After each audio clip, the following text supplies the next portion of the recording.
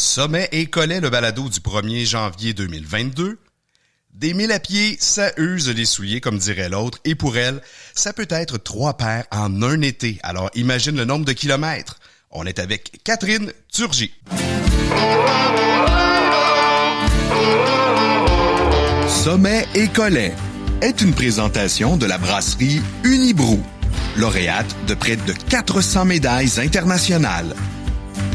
En collaboration avec Telloc, le plus grand bailleur de téléphones satellites en Amérique du Nord.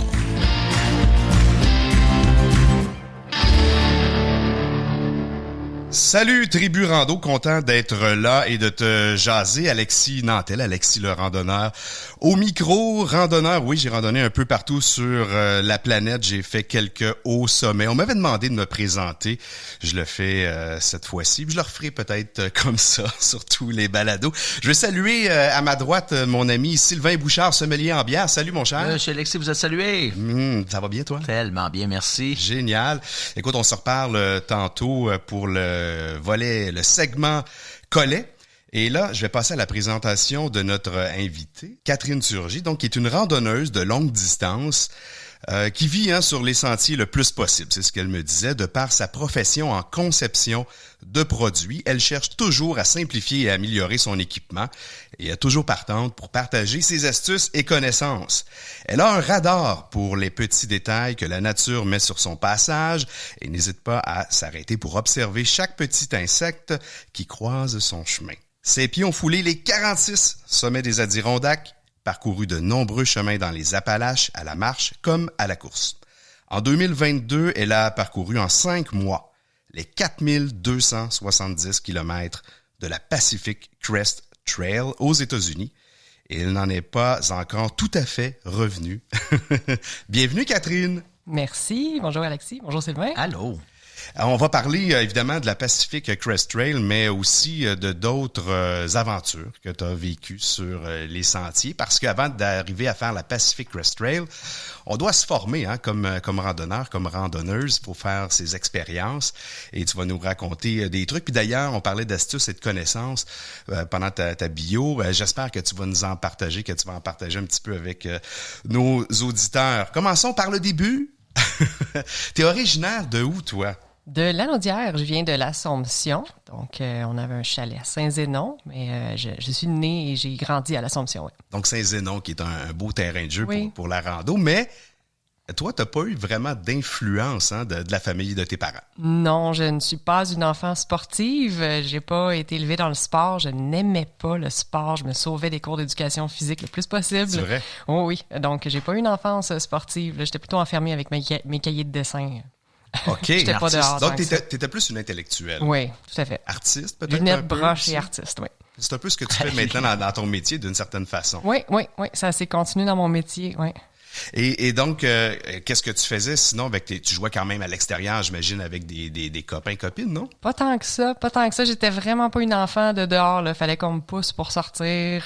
Puis voilà, j'étais vraiment pas une sportive, là. J'avais, même que la marche et tout, j'avais mal aux jambes. Une plaignarde, oui. parce que justement, t'aimais pas ça. Ouais. Et ça commence quand, d'aussi loin que tu te souviennes? Ben, en fait, j'ai eu comme un éveil à 25 ans. Une fois sur le marché du travail, là, on commence à travailler, on devient sédentaire, on prend un peu de poids, une bouteille de vin, 5 à 7. Fait que je me suis dit, là, il faudrait peut-être que je me mette à faire du sport. Ça me parle. Ouais, ça oui. me parle. Puis ça a commencé comme ça à 25 ans avec la course à pied. Je me suis dit, il faut que je commence quelque part. Je vais m'inscrire à un demi-marathon. Première étape, un peu ambitieux. Donc, tu t'es lancé un défi, puis t'es parti avec ça. Je suis partie avec ça, puis ça a commencé avec la course à pied, tranquillement. J'ai augmenté tranquillement.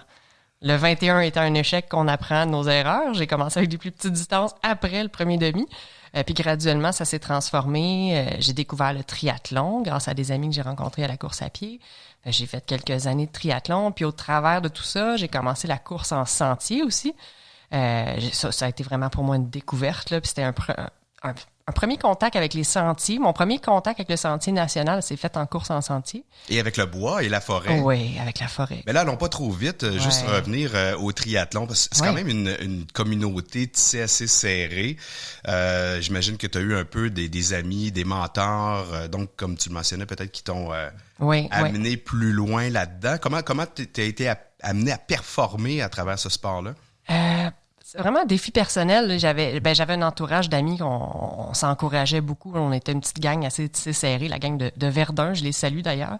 J'ai pas eu le temps de les revoir depuis mon retour, mais bon, ça s'en vient. Donc, on se lançait des défis de plus en plus grands. Puis, tu sais, ça se passe souvent devant une bière. On disait, hey, on n'est pas game de s'inscrire à telle course, puis c'est là que ça se passe. ouais, mais c'est vrai ce que tu dis. Ouais. Puis évidemment, moi, je l'ai vécu aussi, puis Sylvain probablement dans d'autres contextes, mais de se retrouver entre amis après le sport ou après une activité où là, tu partages tes futurs projets ou tes futurs défis où on se lance des défis. Oui, tout à fait. Ça se passait comme ça pour toi aussi. Ah oui. Et donc, triathlon, là, tu migres un peu vers la course en sentier. C'est un accident au départ? Je me blessais beaucoup sur l'asphalte en course à pied. Je me suis dit, on va essayer d'autres terrains.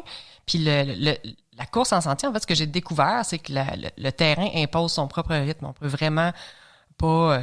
on peut se blesser, c'est assez accidenté, mais le terrain impose un rythme puis qu'on est obligé de suivre. Le mouvement est très varié. Fait que je trouve que pour la prévention des blessures, on se blesse presque moins en sentier que sur l'asphalte parce que c'est pas des impacts répétés. Là, fait que ça martèle moins le genou. Ouais, il y a beaucoup de coureurs comme ça en vieillissant qui migrent vers les sentiers, la forêt, parce qu'on c'est moins difficile pour les articulations. Et là, de la course, donc, en forêt, en sentier, tu découvres quoi? Il y a quelque chose qui t'accroche quand même là-dedans pour que tu puisses poursuivre? Oui, en fait, j'ai eu une envie de ralentir et les courses finissaient un peu trop vite à mon goût. Là. J'avais vraiment envie de passer plus de temps sur le sentier. Puis, il y a eu une certaine époque que ma tante m'a initiée à la randonnée pendant que je faisais de la course en sentier. Fait qu'elle m'a amené, elle m'a fait découvrir les Adirondacks. Là, je suis comme, wow, OK, ça, c'est un terrain de jeu infini. Là. Ça m'a ouvert 1000 possibilités. Puis j'avais vraiment ce désir de ralentir là pour vraiment m'imprégner là, de la nature, là, profiter du décor, profiter de ce qui m'entoure, puis apprécier les paysages là, plus qu'en courant. Là, t'as un côté contemplatif. Ouais. Quand même. Et curieux. Les plantes, les mousses. Es-tu curieuse de goûter une bonne bière? Ah, oui, certainement. Parce que là, on va arrêter de les contempler. Ces bières-là, je vais demander à notre ami Sylvain de nous servir une petite frette. Ça va me faire plaisir. Qu'est-ce que je peux te servir? Je vais essayer la Saison Libre. Saison Libre, une petite nouvelle, une petite bière douce, facile à boire, rafraîchissante. Saison Libre pour toi. Toi, Alexis, tu bois quoi? Moi, je vais y aller avec la blanche, mon ami. Ah oui, hein? Ouais. Tu te prépares pour le temps des fêtes, blanche comme la neige. Charlie. Ouais, c'est d'occasion. Puis pendant ce temps-là, moi, je vais parler un petit peu de ma boutique parce que vous le savez, je vous le dis à chaque fois, on a des nouveautés qui entrent chaque mois. Oh, que j'aime ça.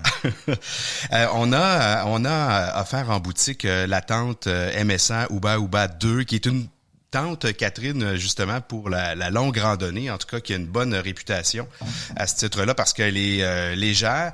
Et on a des chaussettes de randonnée également qui sont entrées de la compagnie Lorpen que j'aime tellement. Ils sont tellement bien faits avec des renforts où il faut aux talons, à l'avant, aux orteils. Puis sont tellement aussi, les compositions sont bien faites. Si vous avez des problèmes d'ampoule, je vous le dis, avec ces bas-là, avec ces chaussettes-là, ça risque pas d'arriver. En tout cas, c'est des chaussettes qui tiennent vraiment bien et qui évacuent l'humidité parfaitement. Je vous invite à aller sur le site randonneur.ca puis regardez, gâtez-vous, on a pas mal de stock encore. Et puis, c'est livré quand même assez rapidement. Alors, je vous fais un petit chin, les amis. À la vôtre, moi j'y vais pour une « Ce n'est pas la fin du monde ». Ce n'est pas la fin du monde, qui est excellente aussi. Santé. Santé. Santé.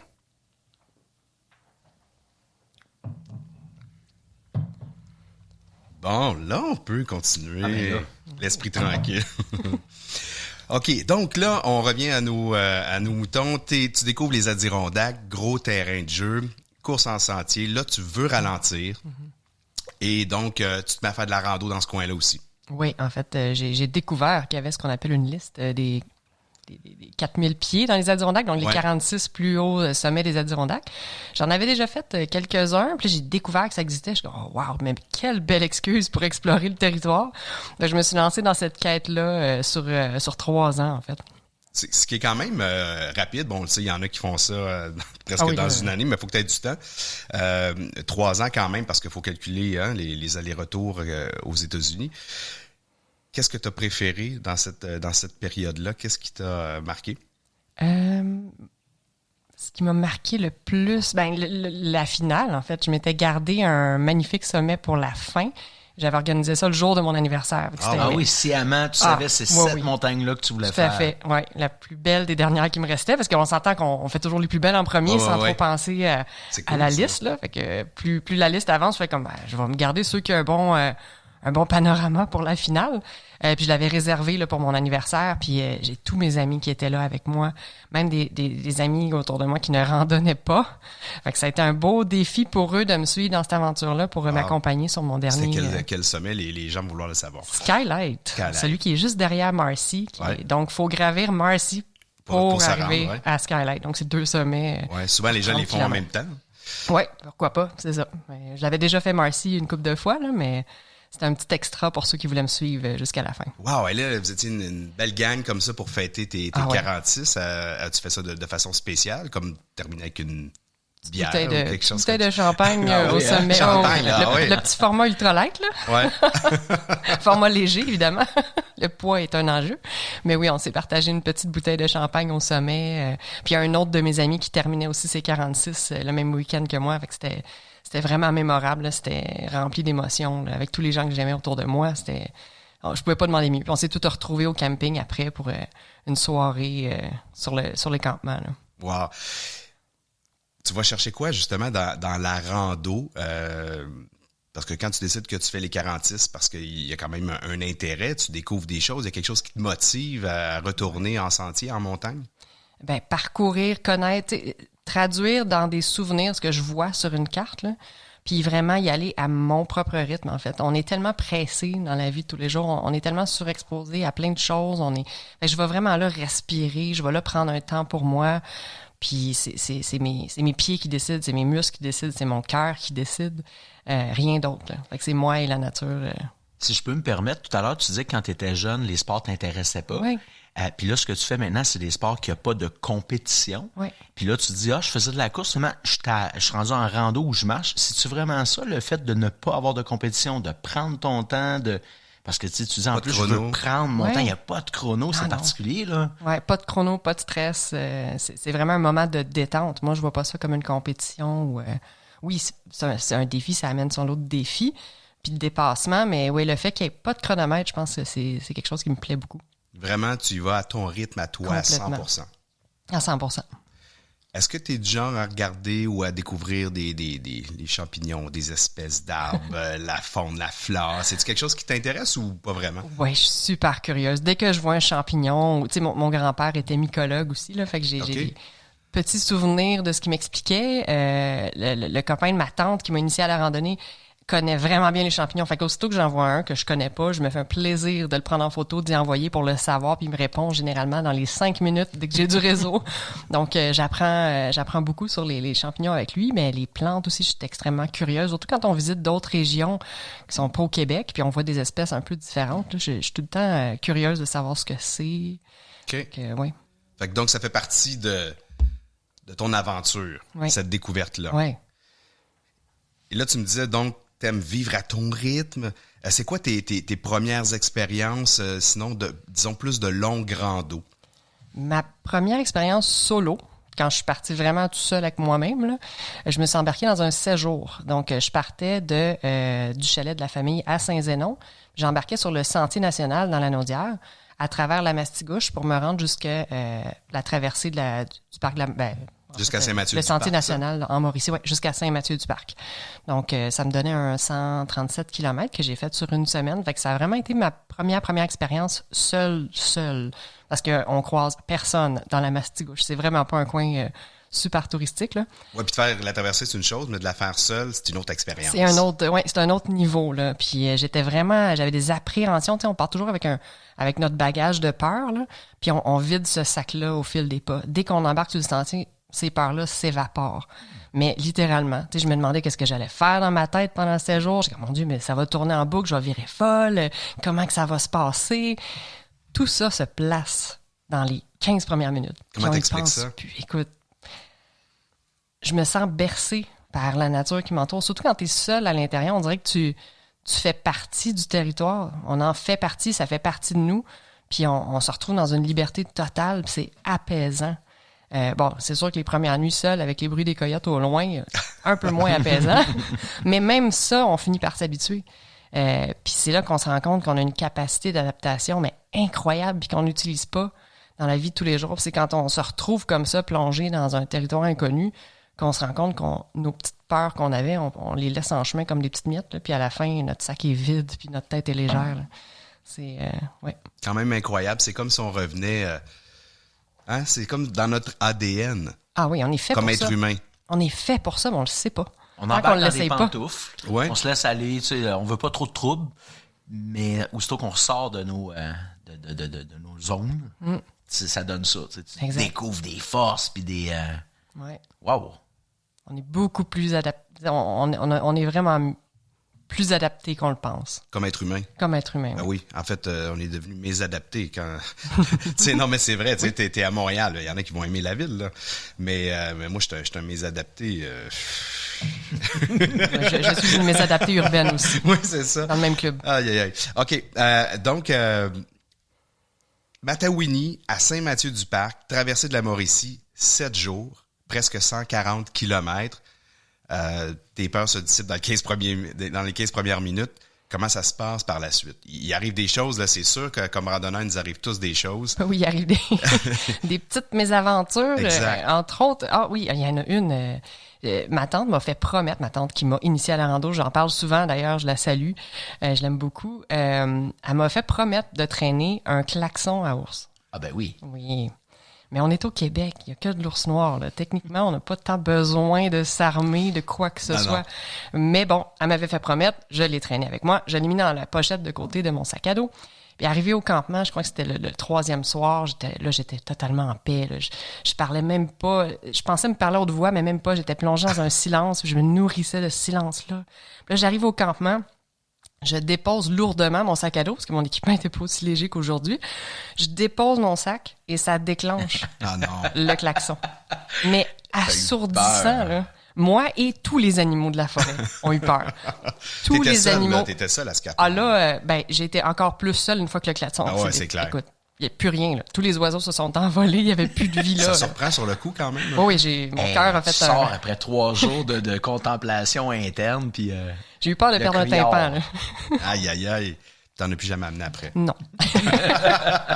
Je me disais aussi... Désolée, ma tante.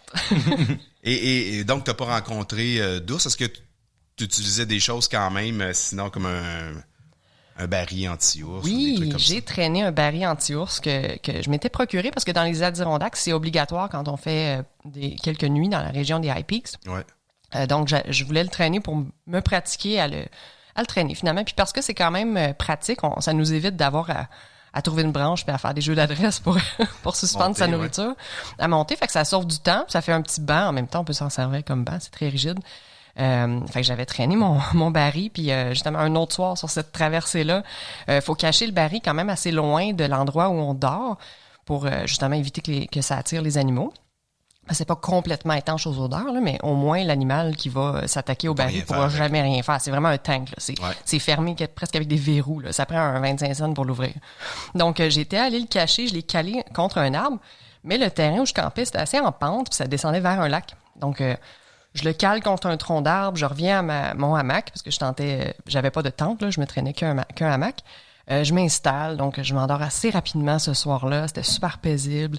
Puis en pleine nuit, si je me rappelle bien, peut-être 1h du matin, j'entends un gros splouch dans l'eau. Mais exactement comme si mon baril était tombé dans le lac. Le même son que mon baril aurait fait.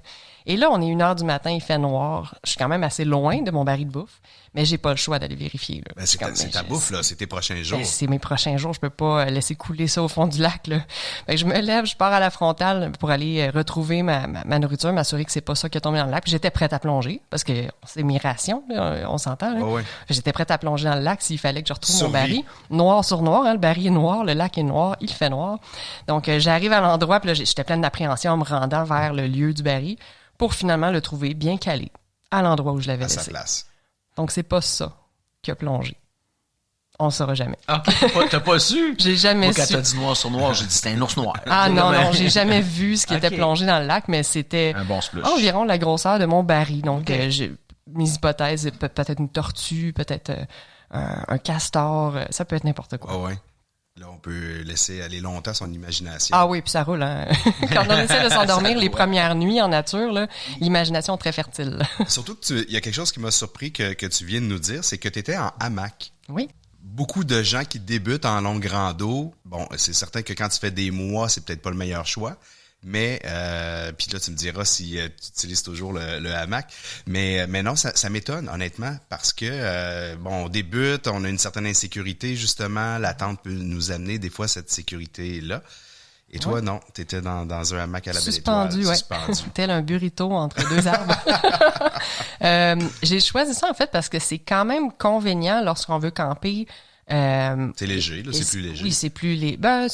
Oui, c'est plus léger, mais je dirais que si on arrive à parler de ma tente que j'ai aujourd'hui, c'est quand même plus lourd que certaines tentes. Mais bon, j'avais choisi ça parce qu'on peut s'installer sur des terrains assez inégaux. On n'a pas besoin d'avoir un endroit plat, puis ça va pas abîmer non plus les surfaces au sol.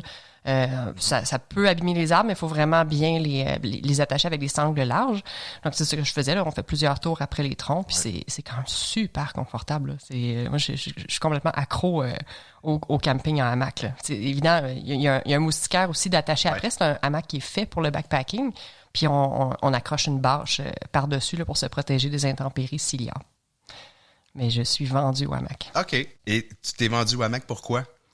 Parce que... Pour toutes ces raisons où il y a vraiment quelque chose, le feeling? Le feeling d'être dans un cocon suspendu, là, c'est assez spécial. Puis on y dort quand même bien. Hein. On s'imagine qu'on dort en banane, là, dans un hamac classique. C'est pas dur pour le dos, non? Non, parce qu'en fait, c'est un hamac qui est fait asymétrique avec des tendeurs de chaque côté. Donc, on dort pas aligné avec les arbres, on dort un peu en diagonale, ce qui fait qu'on est quand même à plat. Donc, je dormais même sur le côté là, dans le hamac, mais on se ramasse dans un petit cocon de sécurité. Puis pour la gestion de l'humidité, c'est génial. Ça ne touche pas au sol, ça ne devient jamais sale. Donc, aucune pièce d'équipement ne touche à la boîte. Donc, il y a que la bâche là, qu'on secoue un peu parce qu'elle est mouillée par la rosée ou par la pluie, mais tout reste très propre. Puis c'est très léger quand même. OK, mais il y a quand même des avantages, tu vois. Ouais. Donc, 7 jours mastigouche, on couche en hamac. Là, il y en a une deuxième aventure qui vient ensuite, et là, c'est dans les White Mountains. Là, c'est du côté du New Hampshire. Raconte-moi un petit peu comment ça se passe. Là, c'est ta seconde longue rando, non? Oui, et là, je suis accompagnée de ma tante Evelyne, avec qui j'ai randonné beaucoup dans les Adirondacks. Donc, elle a-tu amené son criard à ours? Non, à deux, on n'avait pas besoin. On criait assez fort, on riait assez fort pour faire peur à tous les ours. Cette fois-là, on s'attaquait à la Pemi Loop, qui est une boucle qui enchaîne plusieurs sommets là, dans les White Mountains. Écoute, laisse-moi juste la décrire un peu pour les gens qui nous écoutent. La Pemi Loop, c'est quand même une loupe populaire parce que c'est en boucle, justement, ça nous permet de faire 14 sommets. C'est quoi? C'est 53-70 km. Hein? Il y a des options environ, quand même. Nous, ça nous avait donné environ 53. C'est ça dépend si on va rejoindre vraiment des sommets ou si on reste sur l'école. Mais il y a quand même pas mal de dénivelé là, de mémoire, à peu près un 2200 quand même là, sur la loupe, positif et négatif. Donc, pour ceux qui connaissent le Mont Lafayette, ben ça passe par là. Oui. Hein? Le fameux Franconia Ridge. Franconia Ridge. Je te laisse continuer. Oui, donc on a commencé par le Franconia Ridge la deuxième journée. C'est un trajet un peu en forme de montgolfière, si on veut, là. Puis au sommet, en fait, du Franconia Ridge, on longe aussi l'Appalachian Trail. C'est partagé avec l'Appalachian Trail. Donc, pendant cette belle boucle-là, on l'a fait sur 4 jours, 3 nuits. En tente, cette fois-là, j'étais pas en hamac, là. On a partagé à deux, une tente, 2 personnes. On a croisé plusieurs randonneurs qui faisaient l'Appalachian Trail, que je ne connaissais pas tant que ça à ce moment-là, mais ça a vraiment en discutant avec eux, là, ça a vraiment frappé mon imaginaire. Puis je me souviens d'une dame que j'ai croisée qui était tout habillée en rose, un peu dépareillée, avec 2 tresses. Ça devait avoir dans la cinquantaine avancée, si ce n'est le début soixantaine. Là. Puis on se demandait d'où elle arrivait. Puis elle disait, j'arrive de la Géorgie. J'étais comme, wow, OK, ça se fait. Là. Puis là, ça a vraiment éveillé quelque chose en moi de dire, OK, je pourrais partir sur ce sentier-là. Puis ne jamais, ou en tout cas, éventuellement finir, mais je veux dire, c'est à volonté. Dans l'imaginaire, c'est extrêmement loin. C'est un chemin en continu qui mène vraiment loin d'où je me trouve. Donc ça c'est ce qui m'a donné un peu l'élan, puis c'est là que mon rêve de l'Appalachian Trail a germé, si on veut, des longues randonnées. Là. Et t'avais quel âge à ce moment-là? Ah, mon Dieu, ça c'était en 2017. 2017, oui. OK, c'est quand même récent, malgré tout. Oui, quand même. Puis là, donc, ça a germé dans ta tête combien de temps avant de te lancer sur... Ça m'a pris 3 ans de préparation. Donc, du moment que l'idée m'est venue, donc 2017, j'ai structuré ma vie. Là, donc, je suis passée du rêve à la réalité en 3 ans. Donc, j'étais prête à entamer l'Appalachian Trail en 2020, en mars 2020. Puis qu'est-ce qui s'est passé? Eh bien, je pense que toute la planète est au courant de ce qui s'est passé. J'ai dû mettre fin à mon aventure. Ça faisait environ 10 jours que j'étais partie. J'étais en Géorgie, donc j'avais commencé l'Appalachian Trail en mars 2020, début mars. Puis j'ai été obligée de mettre fin à l'aventure après 10 jours pour rentrer au Canada sur un des derniers vols là, de l'aéroport d'Atlanta. Fallait vraiment qu'on rentre au pays. On connaissait pas le risque à ce moment-là. Les frontières étaient fermées. En fait, la frontière s'est fermée derrière moi. Ouais. Même l'accueil du sentier s'est fermé derrière moi. J'ai un des derniers numéros de permis qui a été délivré pour l'Appalachian Trail parce qu'ils ont fermé les portes quelques jours après que j'ai pris le départ. Là. Comment on vit ça? Parce qu'on se prépare quand même longtemps. Juste avant, justement, tu te prépares pour combien de temps? Ton temps de voyage était de? Environ 6 mois. Je m'étais partie 10 jours. Wow. Ouais, 10 jours sur 6 mois, c'est... Tu comprends ma question maintenant parce que ouais. C'est tough, là. C'est un gros deuil. Il y a vraiment quelque chose qui s'est cassé. Ça a carrément... c'est vraiment un rêve brisé. Là, ça a été vraiment difficile de revenir. Surtout dans le contexte, là, on revient, là, on est tous en mesure, encabanés. Ouais. Je suis partie je suis en train d'avoir les 2 pieds sur mon rêve à on est enfermé en dedans, on ne peut plus sortir. Donc, de te réorganiser aussi, parce que là, tu prévois partir 6 mois, là, tu reviens, qu'est-ce qui arrive avec le boulot? Plus de logement. L'employeur m'avait laissé partir pour un sans-solde. Je l'ai rappelé voir si je pouvais pas revenir. Ils m'ont repris, puisque on continue à travailler malgré la pandémie. Donc, je suis retournée travailler. Je suis partie en colocation avec une collègue de travail qui m'a vraiment supportée puis qui m'a aidée dans cette aventure-là. Donc, mais j'avais pas la tête à travailler. J'étais pas là. Puis là, j'attendais que le moment que la frontière ouvre. Puis, tu sais, ils reportaient ça de mois en mois. Ah, la frontière va rouvrir en mai. Ah, ben non, finalement, ça va rouvrir en juin. Ou peut-être pas. Donc, j'ai fait mon deuil. Là.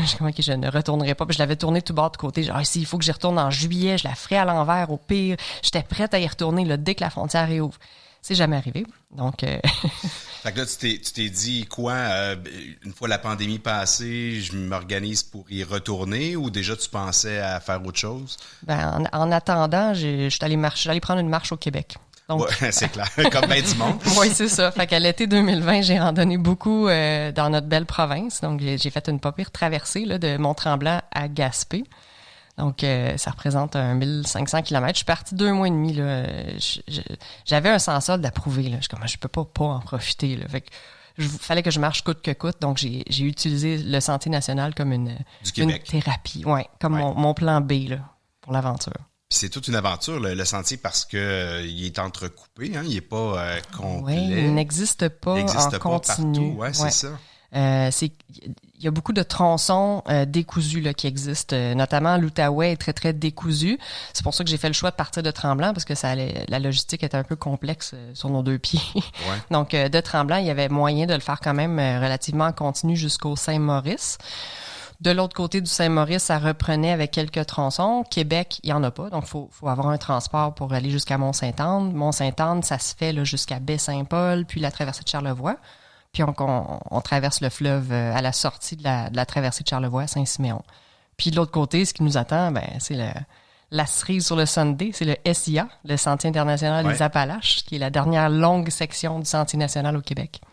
Donc, j'ai on a la chance d'avoir qui est quoi, 650 km? 650 km, oui, à travers les Chic-Chocs. On en reparlera un petit peu tantôt, Catherine, parce que je sais que tu es ambassadrice du Sentier national du Québec. Oui. Fière ambassadrice. Ouais. On en reparlera. Mais maintenant, c'est le temps de passer à notre ami Sylvain Bouchard avec le segment Collet. Sommet et Collet vous est présenté grâce à la brasserie Unibrou. 30 ans d'histoires et de légendes, brassées avec passion et joie de vivre. Et à Telloc Satellite. Qu'est-ce que tu nous proposes, mon ami, aujourd'hui? Ben, selon le calendrier, on est le 1er janvier, on est en plein hiver et je vous propose donc de boire des bières d'hiver. Génial. Oui, parce que pendant des années au Québec, comme pas mal partout en Occident, il y avait des bières de soif, des bières blondes rafraîchissantes qu'on associe beaucoup plus spontanément à l'été. Et d'ailleurs, les ventes de bières l'été explosent. Ouais. Alors que là, il existe aujourd'hui d'autres types de bières qui sont des anciennes bières, des bières ancestrales qui étaient disparues puis que maintenant les brasseurs nous font, qui nous permettent d'apprécier une bière aussi l'hiver. Je vous posais la question, d'après vous, c'est quoi une bière d'hiver? Quelles doivent être ses caractéristiques ou qu'est-ce qu'on rechercherait versus une bière de piscine? Écoute, déjà dans la couleur, moi, ça sonne brun foncé, noir, en tout cas. Quelque chose qui réchauffe, donc quelque chose de probablement fort. Moi, écoute, j'ai goût ou en alcool? Les deux. Ah oui? les deux, effectivement. Ben déjà, vous êtes dans le foncé. C'est tout le temps des bières qui sont minimalement brunes. Ouais. Il y en a des plus ambrées, presque rousses, mais mettons, on est dans le brun et souvent noir. Plus liquoreux. Oui, on a souvent un bon sucre résiduel. On est dans le liquoreux parce que c'est de l'énergie. Ouais. Moi, ça me rappelle le Porter Champlain que mon grand-père. Ça, c'est pas une bière d'hiver. Je comprends, mais tu sais, dans l'image, dans la couleur, ça me rappelle ça. Tu dis aussi, l'alcool est élevé. C'est souvent des bières qui sont à 8, 9, 10% d'alcool. Des bières qui sont douces parce que peu amères, parce que c'est le malt, c'est la céréale qui va vraiment prendre le dessus, puis c'est la céréale qui réconforte, qui donne la texture. Et donc, je vous présente ça avec plaisir. D'ailleurs, les Américains ou les anglophones appellent ces bières-là les Winter Warmer. OK. C'est les bières, les hivers qui réchauffent. Mettons, comment se réchauffer l'hiver? Comment faire fondre la neige un peu? Il y a plusieurs styles de bières qui peuvent faire dans les Winter Warmer ou dans les bières d'hiver. Et c'est drôle parce que traditionnellement, les brasseurs brassent l'hiver. On peut pas brasser l'été, il fait trop chaud. Puis pour faire de la bière, il faut pas qu'il fasse même plus que 25 degrés. Puis de toute façon, l'été, on n'a pas de matière première, c'est en train de pousser dans les champs. Donc, on se mettait souvent à brasser à l'automne, d'où le fameux Oktoberfest allemand. Ouais. C'était le temps de vider les barils parce que les nouvelles récoltes et de grains et de houblon étaient arrivées.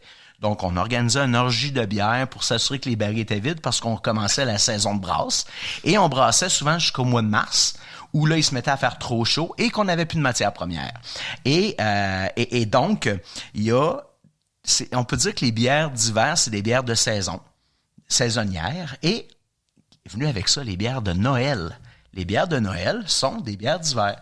Les bières de Noël étaient des bières qui étaient faites par des brasseurs. Tu sais, les brasseurs avant, là, ça avait 2 styles de bière.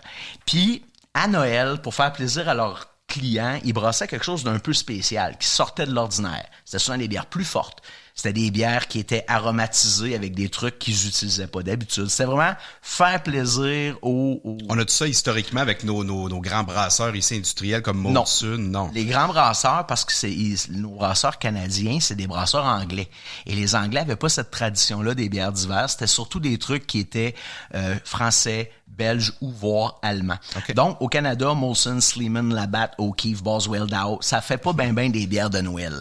Par contre, les microbrasseries nous ont amené cette tendance-là des bières de Noël. C'est souvent des bières qui vont être fortes en alcool, foncées, qui vont nous soutenir. Et bière de Noël, c'est aussi avec les aromates de Noël. Donc, dans les bières de Noël, on va avoir de la cannelle, du girofle, on va avoir de la muscade. Unibrou a sorti cette année leur bière du 30e anniversaire. C'est pas une bière de Noël, mais elle répond tout à fait à ce qu'on appelle une bière de Noël. Déjà, la bouteille, c'est festif. Tu sais. C'est très festif. On le voit, hein, Unibrou 30e. Et vous allez le voir, je trouve, le son festif. Regarde. Ouais, c'est... Alors, je vais te laisser prendre le verre qui est là. Vous allez voir déjà dans la couleur, vous la voyez pas là, à distance, mais on est dans une belle bière brune. Oui, c'est qui tire presque sur le noir, mais vous pouvez voir sa belle couleur de par sa mousse qui est un genre de C'est comme une tire éponge. Moi, c'est couleur café. Brun. Comment tu dis? C'est vrai que j'ai un espresso, là. Oui, c'est vrai que ça ressemble à la crème d'un espresso à 2 tons. Il y a comme un côté mélasse, hein? Eh bien oui, souvent, c'est une des caractéristiques des bières de Noël ou des bières d'hiver. Le côté maltais va ressortir, très sucré, et il y a une mélasse. Les gens associent mélasse quand c'est foncé, que c'est très sucré. Mais l'odeur, et c'est ce qu'on a là. Et dans la bière d'Unibrou 30e anniversaire, ils ont mis, entre autres, on a mis de l'érable. Donc, au nez, on a l'érable. On a un malt aussi qui donne une petite note un peu biscuitée. Ça sent le biscuit Graham. Pensez à une Kit Kat. Il y a un côté chocolat gaufrette qui ressort là-dedans. Et si vous y goûtez, vous allez voir, c'est assez surprenant parce que cette bière-là, qui est un stout impérial, à 10% d'alcool, eh bien, vous goûtez pas l'alcool. Du tout. Et c'est la magie des bières belges et des bières de Noël, souvent. C'est des bières que, malgré leur taux d'alcool élevé, parce qu'elles ont des aromates, parce qu'elles ont beaucoup de sucre, eh bien, on goûte pas l'alcool. C'est facile dangereux. à boire, hein? C'est dangereux. Trop facile. Mais c'est pas grave, c'est l'hiver. Faut emmagasiner de l'énergie. Alors, l'alcool... Ça, c'est brassé en cuve régulière, là. Oui, ça, c'est brassant. Celle-ci, la Unibrou 30e anniversaire, c'est brassé dans nos cuves régulières. Il y a un vieillissement, il y a une garde qui est faite de quelques semaines dans les fermenteurs après la fermentation. Ça permet à chaque ingrédient de se mettre en place et d'amener toute la complexité au produit. Une bière comme celle-là en bouteille peut se garder combien de temps? C'est la magie des bières d'hiver. Les bières, c'est comme du pain. C'est fait pour être consommé le plus frais possible. Par contre, il y a des propriétés dans les bières qui permettent de les garder pour leur permettre d'avoir un... C'est pas une bonification, mais en tout cas, ils changent d'état qui les amène vers d'autres choses qui peut être aussi bon, sinon meilleur que quand elles sont jeunes. Alors, taux d'alcool élevé. L'alcool est un agent de conservation naturelle. Donc, si ta bière est forte en alcool, elle va se garder plus longtemps. Un peu comme le vin. Les vins foncés vieillissent mieux que les vins pâles. Les rouges vieillissent mieux en principe que les blancs. La lumière affecte moins ton liquide quand ton liquide est foncé. Donc, les bières foncées vieillissent mieux que les bières pâles. Les aromates. Aussitôt que tu mets des aromates dans la bière, que ce soit des épices, des herbes, des fleurs, des fruits, des sucres différents, au fur et à mesure où ta bière vieillit et pourrait dépérir, ben les aromates disent ça paraît pas trop. Les aromates sont là comme pour cacher les défauts. Donc avant que la bière ait dépéri assez pour que tu t'en rendes compte, quand c'est bien aromatisé, ben ça prend plus de temps. Donc tu me poses la question pour une bière qui est à 10% d'alcool, qui est brune, qui a une quantité assez considérable de houblon, puis qui a de l'érable dedans. Donc, une bière comme ça, 3 à 5 ans, sans aucun problème. OK, fait qu'elle remplit les critères. Elle a tout ce qu'il faut. Toi, puis j'ai oublié de dire, quand c'est refermenté, donc quand c'est avec levure, quand la bière n'est pas filtrée, ce qui est le cas des bières de Unibrou, la levure est encore à l'intérieur, la levure gobe l'oxygène qui, dans la bouteille, oxyde ta bière, donc permet de vieillir plus longtemps et blablabla. Okay. J'allais dire, Catherine, est-ce que tu es du genre à expérimenter pas mal, toi, au niveau des bières, ou t'es pas mal fidèle au même type habituellement? Non, j'aime ça essayer des nouvelles choses. On a toujours nos petites traditions d'après-rando, là, de se rendre dans les microbrasseries puis d'essayer les produits locaux. As-tu expérimenté des choses sur la Pacific Crest Trail? Ah, plein, oui. Mais bon. J'ai hâte que tu m'en parles. Oui, on en parlera parce qu'il y a quand même des rendez-vous de hikers. Hein, qui, oui, en ville. Là, oui, en ville, c'est ça. Tant qu'à être dans essayer plein de choses, on passe d'une bière de Noël, qui est pas le cas avec la Unibrou 30. Dans les bières d'hiver, il y a les bières de Noël, ou il y a les bières belges, parce qu'elles sont souvent fortes en alcool, et on vient de le voir avec la Unibrou, fortes en alcool et foncées. On va essayer autre chose. C'est une nouvelle brasserie qui s'appelle la brasserie Tamarack. Dans les faits, c'est même pas brasserie, c'est bière Tamarack. Ils brassent en collaboration avec une nouvelle brasserie de Montréal qui s'appelle Silo, qui sont sur la rue Louvain. Pas loin de Chabanel, l'ancien hood des... L'ancien secteur du textile. Du textile à Montréal, exactement. Ils sont là. Et une de leurs bières qui viennent de sortir, c'est sorti en octobre 2022. La bière s'appelle l'Oiseau Fantôme. Et c'est un stout impérial, comme ce qu'on vient de goûter avec Unibrou, mais en version pas belge. Unibrou, grâce à sa levure et les aromates qu'ils mettent dedans, ça devient un peu plus à la belge. Ici, c'est classique anglais. Ce qu'il faut savoir, c'est que les stouts, normalement... Ah oui, j'ai oublié de la décrire. Hein. Non, mais j'allais dire, elle est vraiment foncée, celle-là. Oui. Je sais pas si... Là, on est dans le brun très foncé, on est à la limite du noir. Ah oui. C'est très difficile de voir une teinte un peu rougeâtre ou rousse là-dedans. On voit que la mousse est un peu moins dense. Si vous la sentez, On n'a pas les notes qu'on avait tout à l'heure d'érable et d'épices. On est avec une levure anglaise, c'est beaucoup moins épicé. Et il n'y a pas d'ajout en tant que tel d'aromates. Si vous y goûtez, dans les faits, je l'ai fait comme vous pour la première fois. C'est un nouveau produit. Quand je l'ai vu tout à l'heure, je dis tiens, je l'essaie parce que je connais pas ce qu'ils font bière Tamarack. Ce qu'il faut savoir, c'est que les stouts, traditionnellement, ont 3,5-4% d'alcool. Guinness, qui est le premier stout qui a été brassé, est à 4,3 ici, puis est à 3,4 ou 3,5 en Irlande. Les stouts sont faibles en alcool, comme la plupart des bières anglaises. Catherine de Russie, l'impératrice, adorait les stouts, assez qu'elle ne buvait que ça. Et donc, elle faisait venir ses stouts d'Angleterre, parce que les stouts sont faits en Angleterre. Le voyage était pas très bon pour les bières. Ils arrivaient en Russie après quelques semaines de carriole complètement contaminée. Donc, Catherine était fâchée, puis donc, les brasseurs anglais ont trouvé un truc. L'alcool étant un agent de conservation naturelle, on a juste à faire des stouts plus forts en alcool. Plus fort en alcool veut dire plus de grains. Quand tu mets plus de grains, ben tu augmentes ton taux de sucre, tu augmentes ton taux d'alcool. Ben c'est un peu trop sucré, fait que tu rajoutes un petit peu de houblon, puisque le houblon est aussi un agent de conservation naturelle qui, de par son amertume, va venir équilibrer le trop plein de sucre et le trop plein. Et finalement, ça a donné un nouveau style de bière, un stout impérial. Pourquoi? Pour Catherine de Russie, l'impératrice. Donc, quand vous voyez sur n'importe quelle bière impériale quelque chose, ça veut dire plus fort en alcool que son taux d'alcool normal. Wow. Donc, les stouts qui sont à 4 ou 5, en version moderne, 5,5, 6. Quand vous avez un stout impérial, ben vous êtes à 8, 9, 10% d'alcool.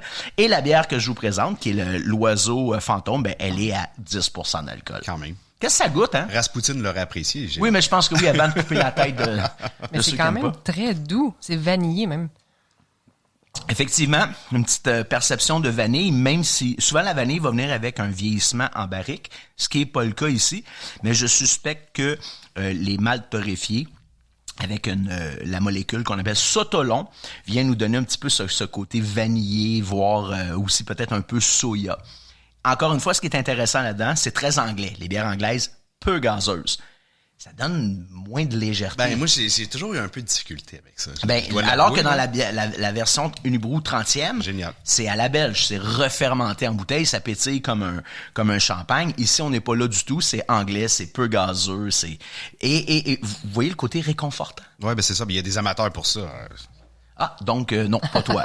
Moi moins, mais je sais que ça va plaire à beaucoup de gens là, comme la Guinness est si populaire. D'ailleurs, une question qui me venait, pourquoi le pourcentage d'alcool est différent? C'est de la façon de la brasser? Ou c'est le marché qui demande ça? C'est le marché qui demande ça. Okay. Il y a plusieurs... D'ailleurs, Guinness est une bière qui est brassée localement dans plusieurs pays en fonction des goûts de chacune des régions.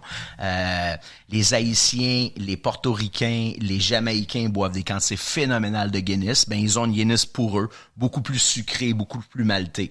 En Angleterre, très faible en alcool. Celle qu'on a ici est faite au Canada. Elle est faite à Dublin, mais pour un marché d'exportation occidentale, un petit peu plus forte en alcool à 4,3. On termine, juste pour voir qu'est-ce que peut donner d'autres types de bières d'hiver. On reste dans le foncé, on reste dans le chaleureux, mais tantôt j'ai dit peu amer. Non. Parce qu'il y a une autre sorte de bière qui s'appelle les Barley Wine. Ça, c'est anglais aussi. Barley Wine. La bière est faite à base d'orge, en anglais, barley. Mais pour un Anglais, traditionnellement, la bière n'a pas plus de 5% d'alcool. D'ailleurs, à 5%, on les appelle les strong. Alors, quand un brasseur décidait de faire une bière qui avait 6, 8, voire 10% d'alcool, on n'appelait pas ça de la bière, on appelait ça un vin d'orge. Et les microbrasseries se sont emparées de cette mode des barley wine, des vins d'orge, et nous font des versions hallucinantes. Contrairement aux deux premières bières, les vins d'orge sont souvent pas très foncés. C'est ça, vous voyez, on n'est pas dans la même couleur. On n'est pas dans la même coulère. Certaines personnes diraient que c'est une brune pâle ou une rousse... Ouais, une blonde rousse brouillée. Ouais, on est là-dedans. On le voit d'ailleurs au niveau de la mousse, elle est beaucoup moins foncée qu'avec les deux premières. Ouais. Mais ce qui va toujours rester, c'est le côté très maltais, très sucré. Ici, vous allez avoir des notes d'érable, vous allez avoir des notes de sucre d'orge. Et c'est ce qu'on appelle un barley wine américain. Alors que les barley wine sont plus forts en alcool, peu gazeux, très sucrés. Américain veut dire avec des houblons américains, des houblons modernes qui sont très amers. et qui sont souvent très aromatiques également. Donc, la mode des IPA qu'on a en ce moment, au départ, c'était même pas des IPA, c'était des Pale Ale américaines. Ça voulait dire, on faisait des pale ale, puis on les houblonnait. Puis là, tranquillement, ben, c'est devenu les IPA qu'on connaît. Alors ici, c'est la brasserie du microbrasserie du Lac-Saint-Jean, à Saint-Gédéon, qui fait une bière. Pour moi, c'est la première fois que j'avais goûté un barley wine américain. Elle s'appelle la Frappe à bar, comme les frappes à bar qui sont ces fameuses grosses mouches deltoïdes qui viennent te ramasser puis que tu penses que finalement, t'es dû pour l'hôpital. Eh ben, la Frappe à bar, c'est comme un coup de poing dans le front. Par contre, non. C'est tout en douceur, c'est tout en équilibre. Dans le fait, c'est pas en douceur, c'est en équilibre. Fait à noter, elle était en bouteille, celle-là. Oui, c'est microbrasserie du Lac-Saint-Jean. Même si on commençait à sortir des produits en canette, on a décidé de garder certains de leurs produits en bouteille, dont la Frappe à bar. Alors, vous avez l'exemple d'un barley wine américain. Donc, vous allez avoir ce qu'on avait dans les bières d'hiver classiques, c'est-à-dire de l'alcool, de la chaleur, du sucre, mais avec une amertume vraiment intéressante qui vient balancer le tout. Honnêtement, là, tu rentres d'une randonnée en ski de fond, t'as le bout des doigts gelés, juste en te préparant ta fondue au fromage, ça, là, écoute, ça marche-tu? Ça te réchauffe. J'ai des images, là. Voilà. Est-ce que ça fait un peu hiver pour vous? Absolument, absolument. C'est tout à fait réussi. Puis je vais le suggérer à tous nos auditeurs. Essayez ces bières-là. Vraiment, ça va vous amener ailleurs. Lâchez un peu votre petite blonde, là. Ah, excusez, j'ai oublié de vous le dire. On est à 11% d'alcool. Oui. Ah oui, hein? Mais ou ça parce paraît que pas tant non, que c'est ça. ça. Ou parce que je te le dis puis tu fais oh mon Dieu. Mais au goût, non, on s'en rend pas compte parce que beaucoup de sucre, beaucoup de c'est ça, qui vient équilibrer le tout. Voilà, je vous ai présenté des bières d'hiver. Merci, Sylvain. Plaisir. Oui, merci beaucoup. Santé. Santé encore. Santé. On poursuit avec Catherine. Là, on veut aller un peu plus du côté de la Pacific Crest Trail. On vient de partir de la Gaspésie, ton beau trip à travers le Québec pendant la pandémie. Et on va y revenir, comme je le mentionnais. Mais là, parle-moi un peu de la Pacific Crest Trail. Donc, une fois que la pandémie est terminée, là, tu disais, là, faut que je reparte. Oui, en fait, ce qu'il faut savoir, c'est que ça prend un permis pour faire la PCT. C'est très, très populaire à travers le monde. Là. C'est une trail qui est connue internationalement. Fait qu'il y a énormément de monde qui cherche à la faire à chaque année. Fait qu'ils ont instauré un système de permis avec un genre de loterie, un c'est portail. Ça, c'est une pige. Ouais, un peu un comme genre les de pige. grands parcs nationaux aux États-Unis. Exactement. Donc, je me suis dit, ben, advienne que pourra, je vais participer à la pige, puis si je l'ai pas, ben, je retournerai faire l'Appalachian Trail. Si je l'ai, je le ferai. Donc, c'était vraiment ouvert, là. J'étais pas vraiment fermé à que faire la PCT. Puis j'ai obtenu un permis là, facile. Là. Vraiment, j'ai eu la date que je voulais. Ça s'est passé. Pourquoi? Parce qu'il y avait moins de demandes parce qu'on sortait de la pandémie? Non, ça s'est complété. Écoute, ça a été complet en dedans d'une heure et demie. Là. Oh! Bon sang, donc t'étais chanceux. C'est ça, puis acheter des billets de Céline, là, c'est... Ouais. Ouais, j'ai vraiment eu de la chance. Là. J'avais 3 appareils de connectés, puis c'était... En fait, c'est l'ordinateur d'un de mes collègues de travail de mon ancien emploi. C'est de son ordinateur que j'ai réussi à obtenir un permis parce qu'il était parti dans l'usine. Il m'a dit « Ah, je te laisse mon ordinateur, tu peux te connecter. » Il savait ce que j'étais en train de manigancer. Donc, j'avais mon téléphone portable, j'avais mon ordinateur et son ordinateur à côté. C'est son ordinateur qui a remporté la course. Donc, j'ai eu ma date de départ que je voulais, le 21 mars. On en reparlera plus tard, là, mais avec tous les enjeux de feu de forêt, mieux vaut commencer tôt. Ça vient avec son lot d'obstacles, ça aussi, je vais en parler. Mais oui, donc le 21 mars... Ça te laisse combien de temps pour te préparer? On est quelle date, là? On est le 3 novembre 2021, quand j'obtiens mon permis. Oui, c'est ça. Donc, ça me laisse 5 mois pour me préparer. Tu avais quand même déjà une base de préparation. Avec, préparation physique, puis même préparation matérielle. Logistique un peu, quoique c'est quand même d'autres endroits, d'autres dépôts, d'autres trucs. Là. Oui, exactement. C'est une autre logistique. On fait affaire avec de l'altitude, on fait affaire avec la neige, de la glace, d'autres climats, donc le désert, donc le portage c'est d'eau. plus extrême en termes de climat. Oui, c'est beaucoup moins égal que la côte Est. Quoique en termes d'ensoleillement, ça c'est égal.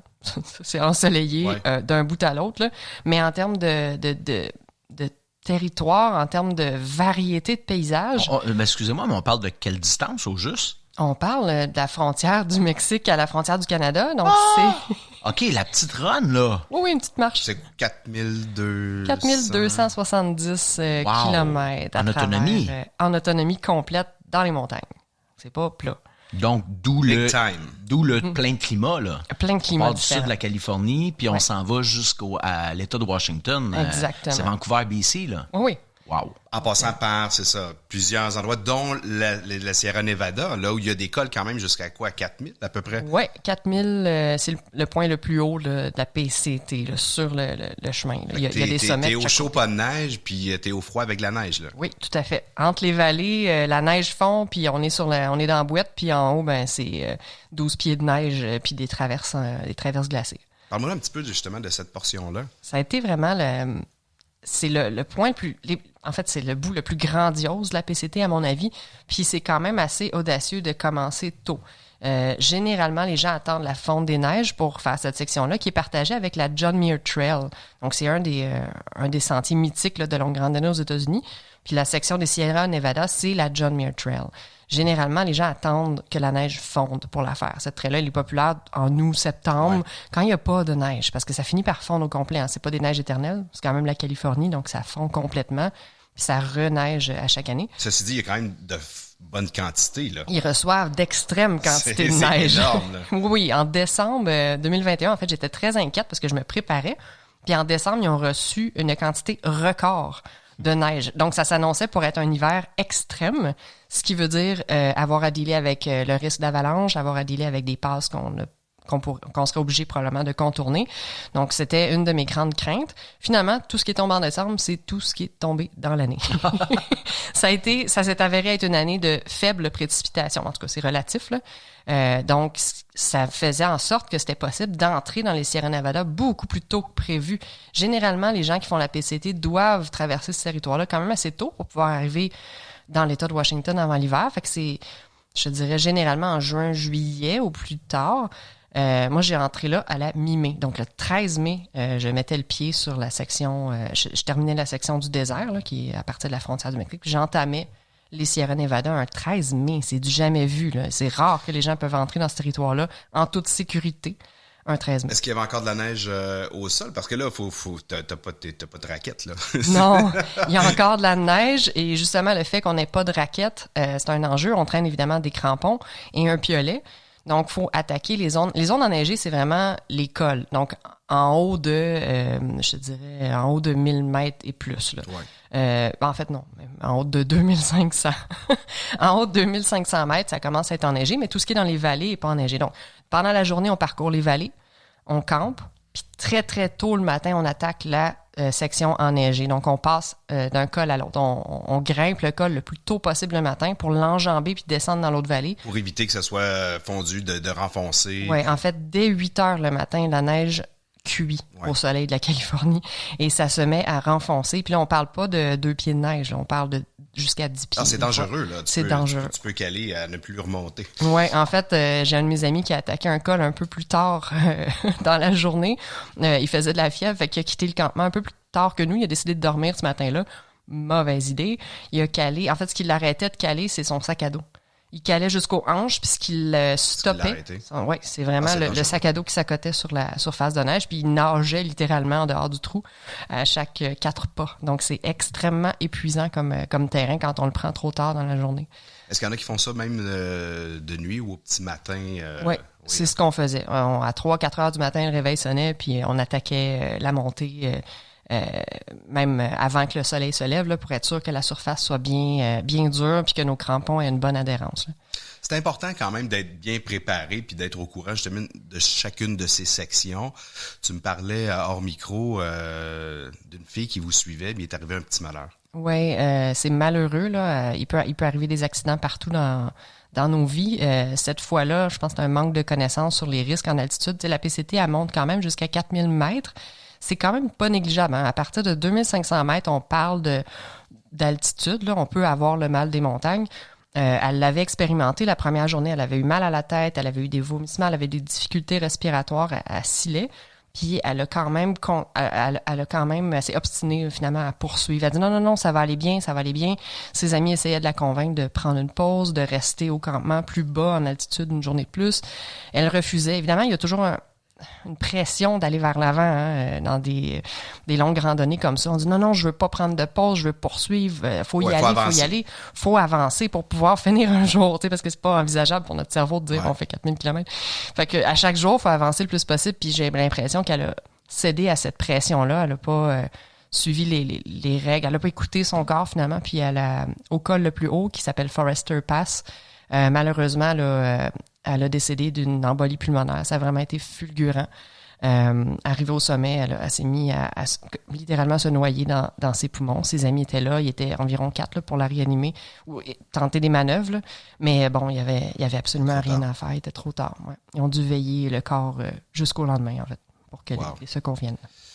Ouais, on veut éviter ça à tout prix. Catherine, là, fais juste me raconter un peu, parce que le temps file, ta finale, donc quand tu es arrivée à la fin de la PCT, comment ça s'est passé émotionnellement? Écoute, on passe par tellement d'émotions mélangées. Il y a une partie des gens qui sont vraiment écœurés, rendus là, ils sont plus capables de marcher, ils sont juste comme eye on the prize, puis let's go, on finit, on veut finir ça au plus vite. Moi, j'étais dans un état d'esprit où je ne voulais pas que ça se termine. Je m'étais créé un mode de vie, je m'étais créé un rythme à moi, j'avais vraiment pris mon temps, puis arrivé à l'État de Washington, rendu à la frentière là, de l'État de Washington, j'ai fait comme non, attends, ça se peut pas qu'on soit déjà ici, c'est impossible qu'il reste juste alors un que État. Ça fait combien de temps que t'es parti? Rendu là, il me restait même pas un mois. Là. Donc, j'avais au moins 4 mois derrière moi. Là. Puis, il faut pas que ça finisse, là. Non, je voulais pas que ça finisse. Mais mon corps avait quand même des signes de fatigue. Là. Je veux dire, tous les matins devenaient un peu plus douloureux. Là. Je sentais vraiment que j'avais besoin d'un peu plus de repos qu'une journée off aux 14 jours. Là. Donc, arrivé au bout, là, on est dans une espèce d'état de fatigue extrême aussi qui fait que les émotions sont décuplées. Donc, je voulais pas que ça se termine. Puis en même temps, on est attiré par le monument. Tu dis, mais non, j'arrive, mon Dieu, c'est tellement... On l'a tellement vu, là. Tu sais, on a vu des gens finir sur YouTube, on a vu des vidéos, on a vu des gens qui ont raconté cette histoire-là. Puis là, t'es dans l'histoire, tu le vis, là. Tu fais l'histoire. Tu fais ton propre rêve. Tu vis ton rêve, tu vis ton histoire. Puis les derniers pas, en fait, j'entendais les gens en bas, parce que au monument, j'étais pas toute seule, là, au monument de la frontière, il y a des gens qui célèbrent. Souvent, ils vont s'amener une bouteille de champagne, une bière. D'ailleurs, je prends note, là, parce que pour une bonne rando d'hiver, il y a des bons produits ici. Donc, ça célèbre. Donc, j'entendais les voix dans la forêt, puis je me suis dit, ça y est, j'arrive là. Puis là, t'as une vague d'émotions, comme une espèce de vague de chaleur qui envahit, puis tout est un peu flou, comme quand on se réveille d'un rêve. Puis comme de fait, il y avait de la boucane partout. Là. Il y avait des feux de forêt qui entouraient la finale.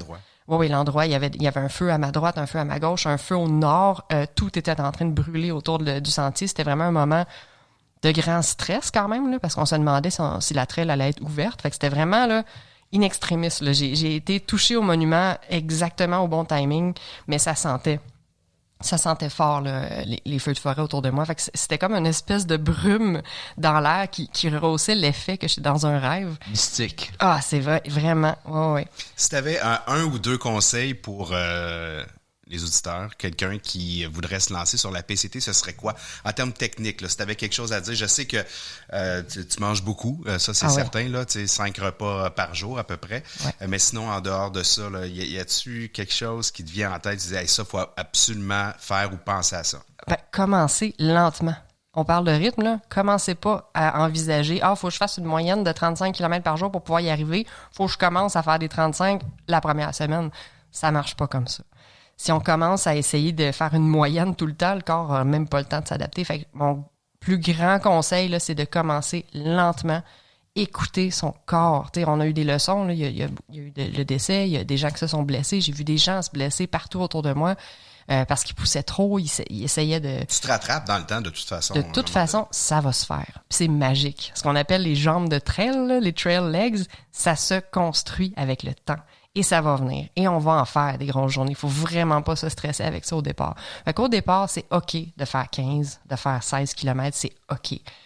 45, ça viendra. Et ça vient assez vite, merci. Puis c'est surprenant parce qu'on le fait tout seul.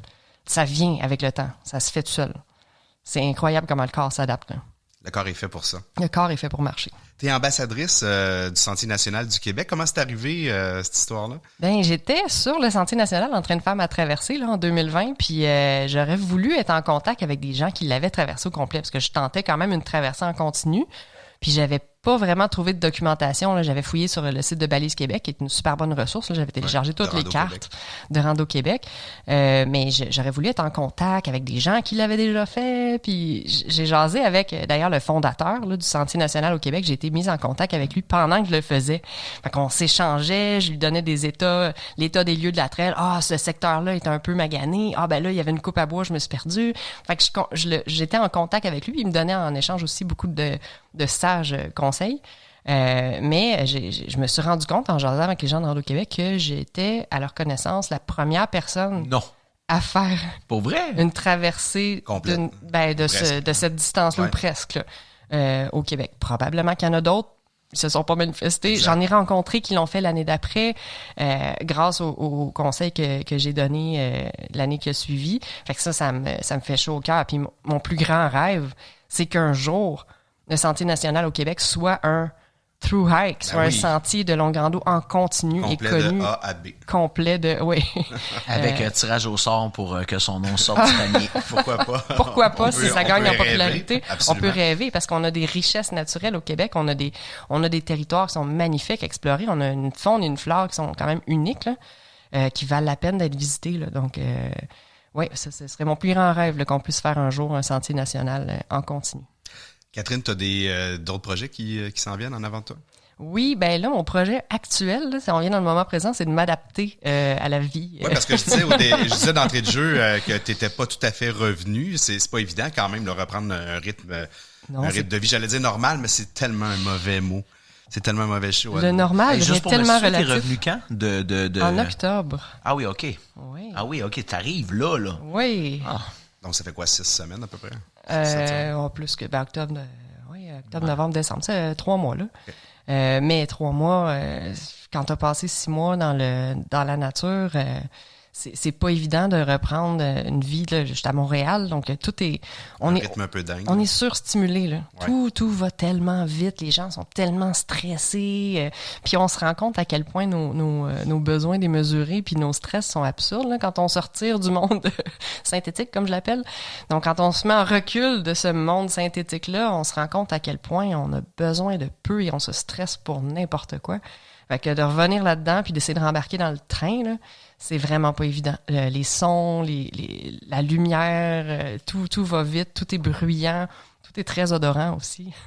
Donc là, tu reviens puis éventuellement, tu vas te relancer, j'imagine? Oui, un jour, je vais certainement prendre ma revanche de l'Appalachian Trail un de ces jours, parce que j'ai pas mis un trait là-dessus. Là. J'avais fait que 10 jours en 2020, mais elle est toujours en arrière de ma tête pour un de ces jours. Puis en attendant, j'ai les 48 sommets des Whites sur lesquels je vais travailler. Me rabattre, oui. Ben génial. En tout cas, je te le souhaite, Catherine, de tout cœur. Merci d'être venue nous voir. Ben merci à vous. Merci de m'avoir reçu. Merci beaucoup. Merci, Sylvain. Ça fait plaisir. L'ami sommelier ambiant, faut-il le rappeler. Vous pouvez le suivre Facebook. Facebook, entre autres, oui. Entre autres. Sylvain Bouchard, googlez ça. Bonhomme hiver. Hey, merci à nos commanditaires Unibrou et Telloc d'être avec nous autres et de nous appuyer. Quant à moi, je t'invite à m'écrire si tu as des suggestions d'invités ou des questions à alr@alexislerandonneur.com et je t'invite à t'abonner à mes médias sociaux Facebook, Instagram et YouTube @Alexis le Randonneur. C'est facile. Merci de partager cette balado-diffusion avec ta tribu Sommet ou Collet. Je te dis à la prochaine et surtout, top rando!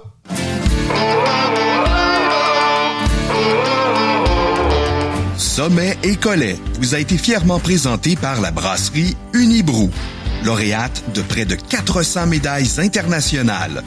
Unibrou, c'est le savoir-faire et l'expertise des bières de style belge refermentées pour ceux et celles qui aiment savourer le moment. Et à Telloc Satellite, pour ajouter à votre sécurité en plein air. Telloc, complice de vos aventures.